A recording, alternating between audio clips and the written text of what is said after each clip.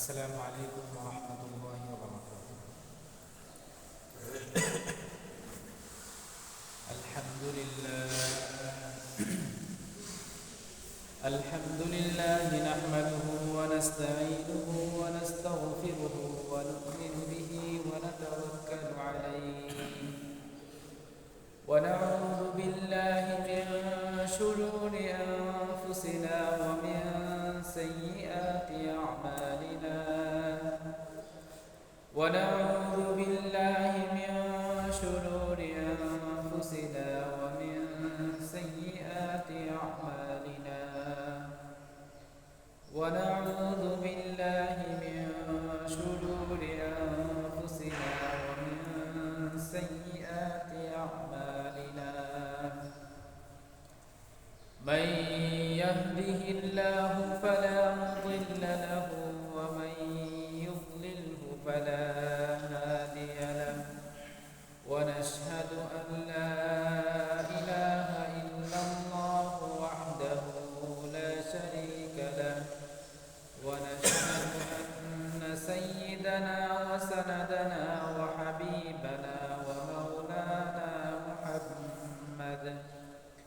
ومولانا محمدا عبده ورسوله أما بعد فأعوذ بالله من الشيطان الرجيم بسم الله الرحمن الرحيم وأقيموا الصلاة وآتوا الزكاة واركعوا مع الراكعين وقال رسول الله صلى الله عليه وسلم بني الإسلام على خمس شهادة أن لا إله إلا الله وأن محمدا رسول الله وإقام الصلاة وإيتاء الزكاة والحج وصوم رمضان أو كما قال عليه الصلاة والسلام. সম্মানিত মুসলিমরা, আল্লাহ রাব্বুল আলামিনের অশেষ মেহেরবানি যে আল্লাহ রাব্বুল আলামিন আমাদেরকে পবিত্র জুমার নামাজ আদায় করার উদ্দেশ্যে আল্লাহর ঘর মসজিদে নিয়ে আসছেন, সেজন্য সকলেই অন্যদিকে শুকরিয়া আদায় করি আলহামদুলিল্লাহ।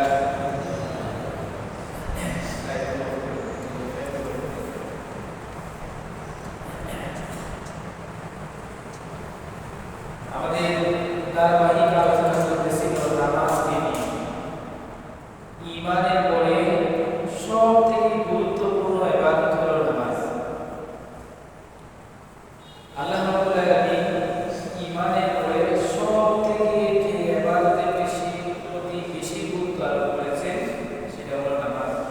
রাসূল কারীম সাল্লাল্লাহু আলাইহি ওয়াসাল্লাম এক হাদিসে বলেছেন, আল ফারকু বাইনাল মুমিনি ওয়াল মুশরিকি তারকুস সালাত।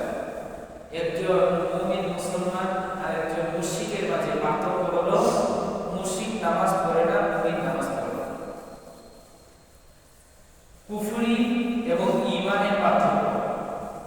যে নামাজ পড়ে ফাশহাদু মুমিন ঈমান, হাদিসের মধ্যে আছে এমন ব্যক্তির ব্যাপারে তোমরা সাক্ষী দাও যে সে মুমিন মুসলমান। পক্ষান্তরে যারা নামাজ পড়ে না তাদের ব্যাপারে এই কথাটা বলা যাবে না যে সে মুমিন মুসলমান। নামাজ আল্লাহ রাব্বুল আলামিনের কাছে অনেক গুরুত্বপূর্ণ। রাসূল কারীম সাল্লাল্লাহু আলাইহি ওয়াসাল্লাম হাদিসের মধ্যে বলেছেন, বুনিয়াল ইসলাম আলা খামসি। ইসলামের ভিত্তি, ইসলামের মূল খুঁটি হলো পাঁচটা। তার মধ্যে এক নম্বর হলো শাহাদাতু আল্লা ইলাহা ইল্লাল্লাহ ওয়া আন্না মুহাম্মাদার রাসূলুল্লাহ। এক নম্বর হলো কালিমা সাক্ষ্য দেওয়া অর্থাৎ ঈমান। আর দ্বিতীয় নম্বর ইসলামের যে ভিত্তি, সেই ভিত্তিটাই হলো ইকামিস সালাত, নামাজ কায়েম। নামাজ এটা আল্লাহ রাব্বুল আলামিন অন্য কোনো প্রাণীকে দেন না। অন্য কোনো প্রাণীকে এভাবে সুসংবদ্ধ করে ইবাদত দেন না যেভাবে আল্লাহ রাব্বুল আলামিন আমাদেরকে দিয়েছেন। সমস্ত প্রাণী আল্লাহর ইবাদত করে, কিন্তু নামাজ এটা এমন গুরুত্ব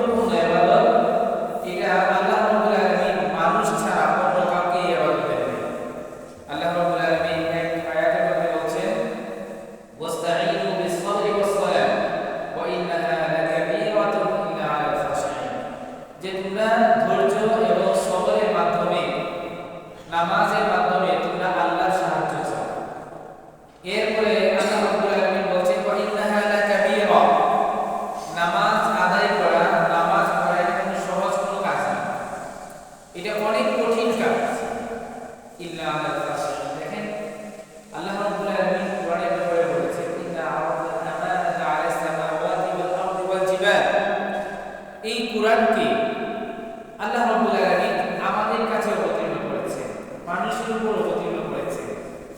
আল্লাহ রাব্বুল আলামিন বলছেন এই কোরআনকে আমি উপস্থাপন করেছিলাম, ইন্না আরাদনা আমানাতা আলাস সামাওয়াত, আসমান সমূহের কাছে আমি এই কোরআনকে উপস্থাপন করেছিলাম, ওয়াল আরদ, এবং জমিনের কাছে আমি উপস্থাপন করেছিলাম, ওয়াল জিবাল, বিশাল কঠিন কঠিন বড় বড় পাহাড়ের কাছে এই কোরআনকে ধারণের জন্য আমি উপস্থাপন করেছিলাম যে তোমরা এই কোরআনটাকে গ্রহণ করো, এই কোরআনটা তোমরা নাও। ফাআবাইনা আন ইয়াহমিলনাহা, তারা সকলেই নিজেদের দুর্বলতা স্বীকার করে নিল, সকলেই আল্লাহকে বলল আল্লাহ এটা বহন করা আমাদের পক্ষে সম্ভব নয়। ওয়া হামালাহা ইনসান, আর এই কোরআনকে ধারণ করলো, এই কোরআনকে বহন করলো মানুষ। ইন্নাহু কানা যালুমান জাহুলা, আল্লাহ রাব্বুল আলামিন খুব এটা হলো মহাব্বতে আল্লাহ রাব্বুল আলামিন বলছেন, অনেক সময় পিতা তার সন্তানকে এক মনের একটা ধানের বোঝা মাথায়, বস্তাটা যখন সন্তান মাথায় নিয়ে ফেলে দৌড়ায় দৌড়ায় চলে যেতেছে, তখন পিতা বলে এটার মতো বেকল হয়, এত বড় বস্তা মাথায় ফেলে নিতে হয়, 10 কেজি 10 কেজি করে নিতে পারলো না। অথচ পিতাই কিন্তু তার মাথায় এই বস্তাটা তুলে দিল। তো এই কথা বলে মূলত পিতা তার সন্তানের প্রতি বিরক্তি প্রকাশ করে। এই কথাটা হলো মহাব্বতের একটা আলামত, যে আমার সন্তান কষ্ট হচ্ছে সেটা আমি বুঝতেছি। সে 10 কেজি করে নিলে কষ্ট হইতো না, কিন্তু এক মন দিয়েছি সে নিয়ে নিয়েছে। এটা হলো মহাব্বতের একটা কথা। আল্লাহ রাব্বুল আলামিন মহাব্বত করে আমাদেরকে বলছেন ইন্নাহু কানা যালুমান জাহুলা, মানুষ কিন্তু মূর্খ, এগুলো তো নিজেদের উপর জুলুম করছে, এরা কেমনে কোরআনকে ধারণ করলো। এটা হলো আল্লাহ রাব্বুল আলামিন মহাব্বতের সুরে বললেন। এরকম নামাজটা আল্লাহ রাব্বুল আলামিন আমাদেরকে দিয়েছেন, অন্য কোনো প্রাণীকে দেন। কোরআনটাকে যেভাবে সমস্ত মানুষের সবকিছুর কাছে উপস্থাপন করা হয়েছিল, তারা সেটা ধারণ করতে পারেনি। নামাজটা ওটাকে এত বড় একটা ইবাদত, এটা অন্য কোনো প্রাণীকে আল্লাহ রাব্বুল আলামিন দেন নাই, শুধু মানুষকে দিয়েছেন। মানুষকে কেন দিয়েছেন? মানুষ হলো জামিউল মাখলুকাত, মানুষ হলো পুরো আল্লাহ রাব্বুল আলামিনের সৃষ্টির সমষ্টি হলো মানুষ। পৃথিবীর মধ্যে আল্লাহ রাব্বুল আলামিন যত কিছু সৃষ্টি করেছেন, আল্লাহ রাব্বুল আলামিন কোরআনের মধ্যে বারবার একটা কথা বলেছেন, ওয়াসাখখারা লাকুমুল লাইলা ওয়ান নাহার ওয়াসাখখারা লাকুমুশ শামসা ওয়াল কামার, যে বিভিন্ন আয়াতের মধ্যে আল্লাহ রাব্বুল আলামিন বলেছেন যে আসমানকে তোমাদের বশীভূত করে দিয়েছি, জমিনকে তোমাদের বশীভূত করে দিয়েছি, তোমরা যেভাবে পারো সেভাবে জমিনে চাষ করতে পারতেছো। আমি জমিনের উপর দিয়ে দৌড়াচ্ছি, জমিন আমাকে কিছুই করতে পারতেছে না। আমি জমিনের উপরে কোদাল দিয়ে কোপাইতেছি, জমিন কিছুই করতে পারতেছে না। আমি জমিনের উপরে চারা রোপণ করতেছি, আমি জমিনের উপরে বিল্ডিং নির্মাণ করতেছি, সবকিছু আমি জমিনের উপরে করতেছি, আর জমিনও সবকিছু সহ্য করে নিচ্ছে। আল্লাহ রাব্বুল আলামিন কোরআনে এই কথাটা বললেন যে ওয়াসাখখারা লাকুমুল আরদ, যে যা কিছু আছে সবকিছু তোমাদের বশীভূত করে দিয়েছি, জমিনকেও তোমাদের বশীভূত করে দিয়েছি। আল্লাহ রাব্বুল আলামিন যত সৃষ্টি আছে সবকিছুই মানুষের জন্য ব্যবহার। আর সৃষ্টি জগতের মধ্যে আল্লাহ রাব্বুল আলামিন যা কিছু রেখেছেন সবকিছু মানুষের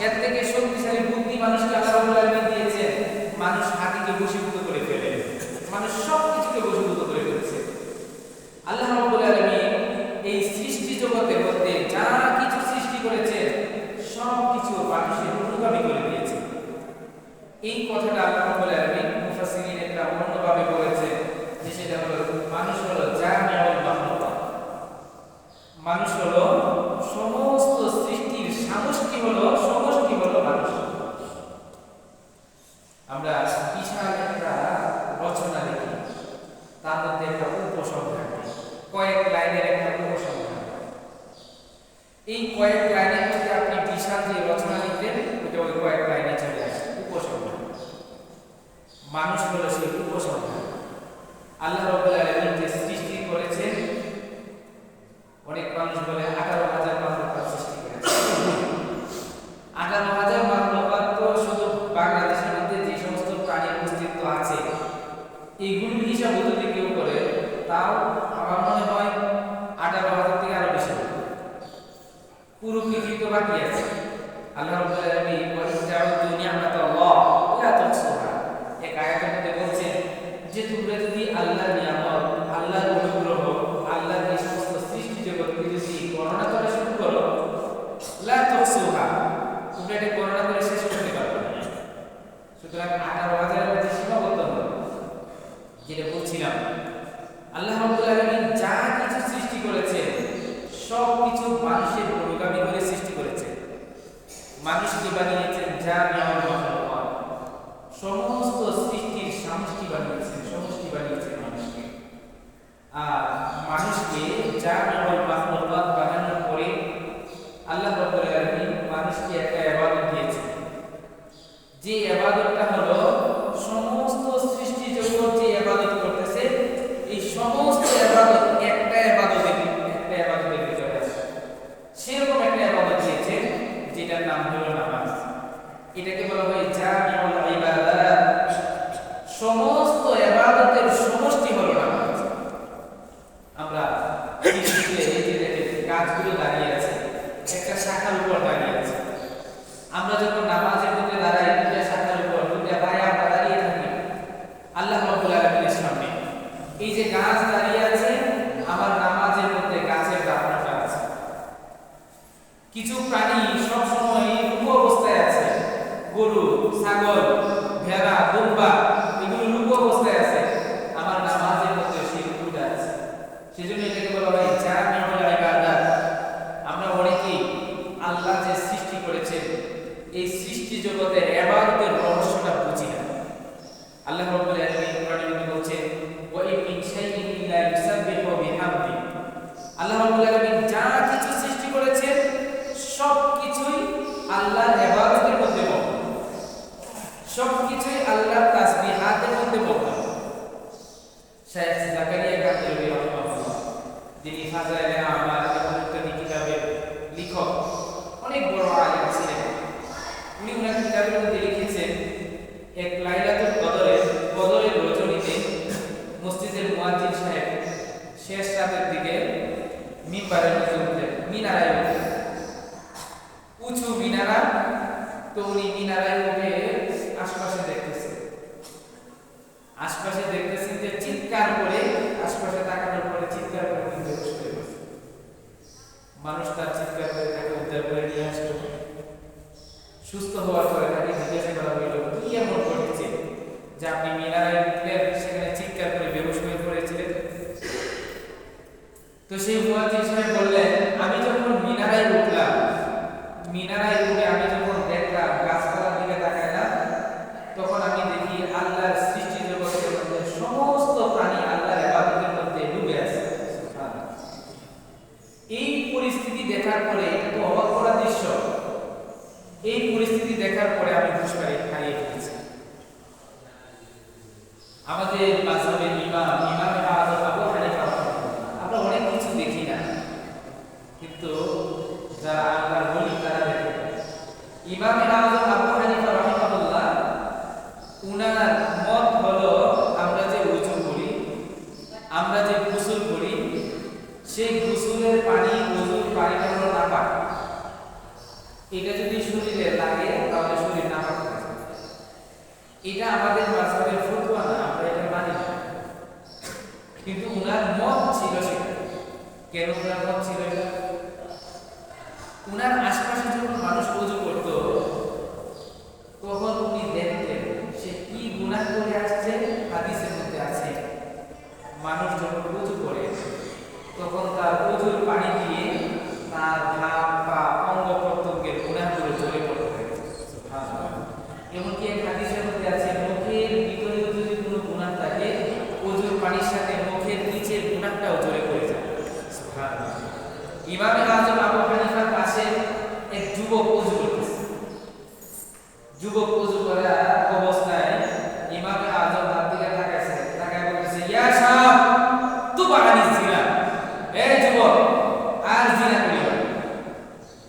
যুবক অবাক হয়ে গেছে, কিন্তু বলে হুজুর কেমনি এই কথাটা বললো যে আমি জিনা করে আসছি, আমার গুনাহ আছে, এটা হুজুর কেমনে জানে? ইমাম আযম আবু হানিফা রাহিমাহুল্লাহ উনি দেখতেন ওযুর পানিতে যে কিসের কিসের গুনাহ যাইতেছে, সেজন্য উনি বলতেন গুনাহ তো না পাক, এই ওযুর পানি যদি কারো শরীরে লাগে তাহলে ওই শরীরও নাপাক হয়ে যাবে, পায়খানা করা। সেজন্য উনি বলতেন এটা হলো নাজাসাতুল গলিযা পরিভাষা। আর ইমাম আবু ইউসুফ রাহিমাহুল্লাহ ওনার ছাত্র, উনি একটু কম, উনি এতটা দেখতেন না গুনাহ যাইতেছে, কিন্তু অনুভব করতেন। সেজন্য উনি বলতেন ওযুর পানিটা হলো নাজাসাতুল খাফিফা, এটা হলো হালকা নাপাক। আর উনাদেরও ছাত্র উনি বললেন যে না, ওযুর পানি নাপাক না, ওযুর পানি এমনি পানি, কিন্তু এটা দিয়ে আর ওযু করা যাবে, এটাকে বলা হয় মায়ে মুস্তাআমাল। ইমাম মুহাম্মদ রাহিমাহুল্লাহ, আমরা সেটার উপরই মানি। তো যেই কথাটা বলতেছিলাম সেটা হলো এই যে সৃষ্টি জগৎ পুরোটাই আল্লাহর ইবাদতের মধ্যে মগ্ন, পুরোটাই আল্লাহর বন্দেগীর মধ্যে মগ্ন, আমরা দেখি না। আল্লাহ রাব্বুল আলামিন কোরআনের মধ্যে বলছেন ওয়া ইন মিন শাইইন ইল্লা ইউসাব্বিহু বিহামদি, সৃষ্টি জগতের মধ্যে যা কিছু আছে সব কিছু আল্লাহর প্রশংসায়, আল্লাহর ইবাদতে মগ্ন আছে। ওয়ালাকিন লা তাফকাহুনা তাসবিহাহুম, কিন্তু মানুষ আমরা যারা আছি, আমরা এই আল্লাহর তাসবিহাত গুলো, গাছপালা যে আল্লাহকে রাখতেছে, নদী নালা যে আল্লাহকে রাখতেছে, পাহাড় পর্বত যে আল্লাহ রাব্বুল আলামিনকে রাখতেছে, গরু বে বে করতেছে, এটার মাধ্যমে আল্লাহ রাব্বুল আলামিনের জিকির করতেছে, শিয়াল সন্ধ্যাবেলায় ডাকে, সেও আল্লাহ রাব্বুল আলামিনকে ডাকতেছে। আল্লাহ রাব্বুল আলামিন বলেন লাকিন লা তাফকাহুনা তাসবিহাহুম, সৃষ্টি জগৎ যে আল্লাহর ইবাদতের মধ্যে মগ্ন, তোমরা সেটা বুঝতে পারো। ঢাকা সোনারগাঁয়ে এক আল্লাহর ওলি ছিলেন শরফুদ্দীন ইয়াহইয়া আবু তাওয়াবা রাহিমাহুল্লাহ। উনি ইয়ামেন থেকে এসেছিলেন বাংলাদেশের মধ্যে, হাদিসের বিশাল বড় মুহাদ্দিস ছিলেন। উনার মাজারে কোন আছে ঢাকা সোনারগাঁয়ে নারায়ণগঞ্জ। উনার এক ছাত্র ছিল, তার নাম ছিল হলো শরফুদ্দীন নামিরি রাহিমাহুল্লাহ। তার নামে নামে উস্তাদের কাছে হাদিস শিখতে আসছে। শরফুদ্দীন নামিরি রাহিমাহুল্লাহর বাড়ি ছিল হলো ভারতের বিহারে। ভারতের বিহার থেকে আসছে উস্তাদের কাছে হাদিস শেখার জন্য। 24 বছর পর্যন্ত শরফুদ্দীন আবু তাওয়াবার পাশে ছিলেন শরফুদ্দীন নামিরি রাহিমাহুল্লাহ। 24 বছর হাদিসের দরস দিয়েছেন। 24 বছর হাদিসের দরস দেওয়ার পরে শরফুদ্দীন আবু তাওয়াবা রাহিমাহুল্লাহ ওনার একমাত্র একটা মেয়ে ছিল। ওনার এই 24 বছরের শাগিরদের কাছে ওনার মেয়ে গিয়েছে। আর তারিখ দাওয়াত আজিম কিতাবের মধ্যে আবুল হাসান আলী নদভী রাহিমাহুল্লাহ ঘটনা লিখেছেন, এই শরফুদ্দীন নামিরি রাহিমাহুল্লাহ 24 বছর যে তার উস্তাদের সান্নিধ্যে ছিলেন, 24 বছরের মধ্যে তার বাড়ি থেকে হাজারো চিঠি আসছে। একটা চিঠি উনি পড়েন, কারণ যদি যে কোনো একটা চিঠি পড়বে তার মধ্যে হয়তো সুসংবাদ থাকবে, না হলে দুঃসংবাদ থাকবে। সুসংবাদ পড়লে মনটা খুশি হবে, আমি যে এলেম তলব করতেছি, আমি যে জ্ঞান নিতে আসছি সেটার মধ্যে ব্যাঘাত ঘটবে। আর যদি দুঃসংবাদ হয় তখন তো আরো মনটা বেশি খারাপ হবে, আমার পড়াশোনার মধ্যে মনোযোগ আসবে না। 24 বছর পর্যন্ত একটা চিঠিও পড়ে। শরফুদ্দীন আবু তাওয়াবা রাহিমাহুল্লাহ 24 বছর পরে যখন চলে যাবে, তার কিছুদিন আগে উনি বললেন যে তোমাকে তো আমার খুব পছন্দ হয়েছে, আমার মেয়েটাকে তুমি বিয়ে করে ফেলো। তখন ছাত্র বললেন যে হুজুর আপনি বলছেন, প্রস্তাব দিয়েছেন, অবশ্যই বিয়ে করেছেন। বিয়ে করার পরে একটা ছোট ছেলে হয়েছে। যখন ছেলে হয়েছে তখন শরফুদ্দীন নামিরি রাহিমাহুল্লাহ বললেন যে হুজুর আমি এলাকায় যাইতে চাই, বিহারে যাইতে চাই, 24 বছর হয়ে গেছে চলে আসছি, আমি একটু বাড়িতে যাইতে চাই। শরফুদ্দীন আবু তাওয়াবা রাহিমাহুল্লাহ বললেন যে ঠিক আছে যাও, এলাকায় গিয়ে দ্বীনের কাজ করো।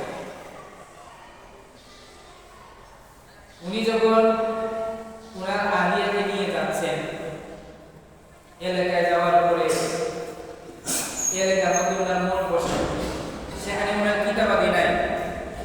সেখানে ওনার ইলমি এই আগে যে চর্চাটা ছিল সেই চর্চাটা নেই। মাদ্রাসায় পড়াশোনা করার পরে কেউ মৌলানা হওয়ার পরে সে দুনিয়ার মধ্যে অন্য যা কিছুই করুক না কেন, সে যদি মাদ্রাসায় না পড়ায় তাহলে সে প্রশান্তি পায়।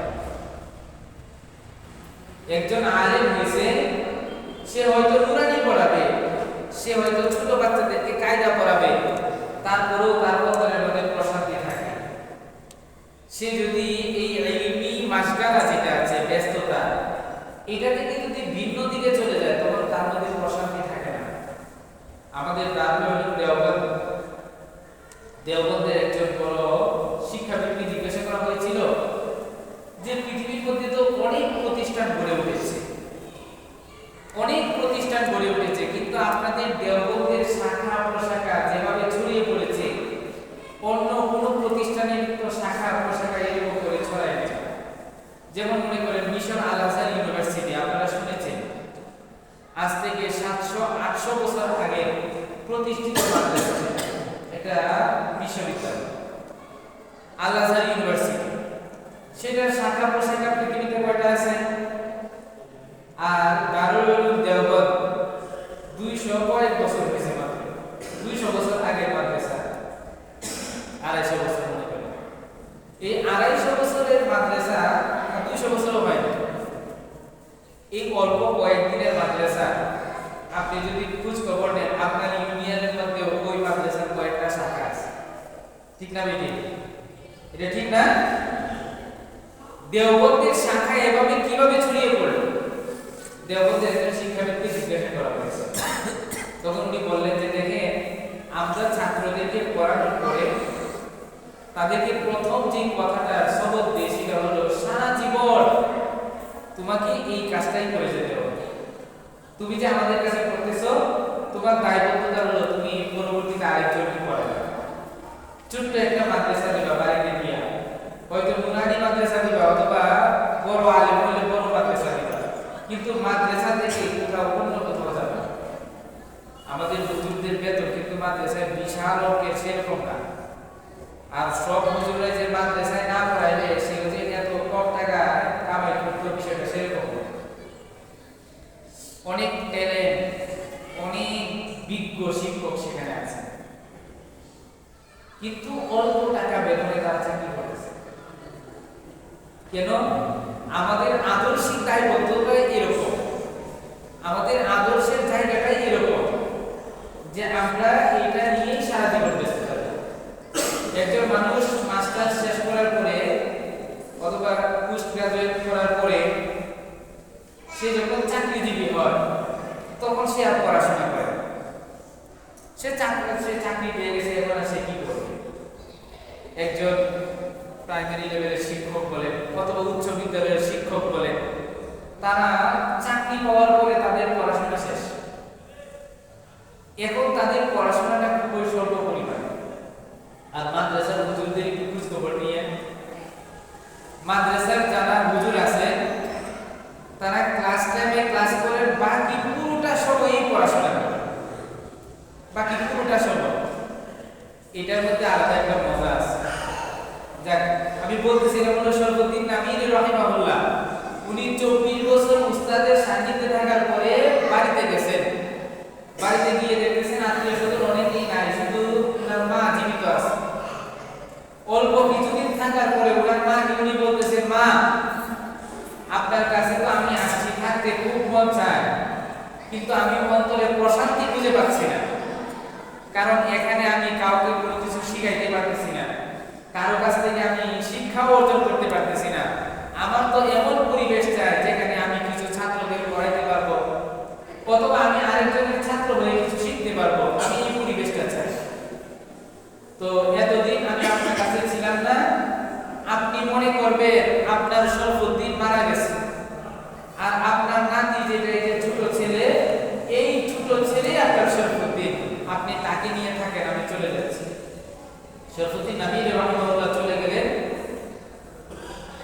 নিজামউদ্দিন আউলিয়া রাহিমাহুল্লাহ উনার দরবারে, দিল্লিতে চলে গেছে। ওইখানে গিয়ে নিজামউদ্দিন আউলিয়াকে বললেন, হুজুর আমি আপনার কাছে আসছি কিছু শিক্ষা অর্জনের জন্য।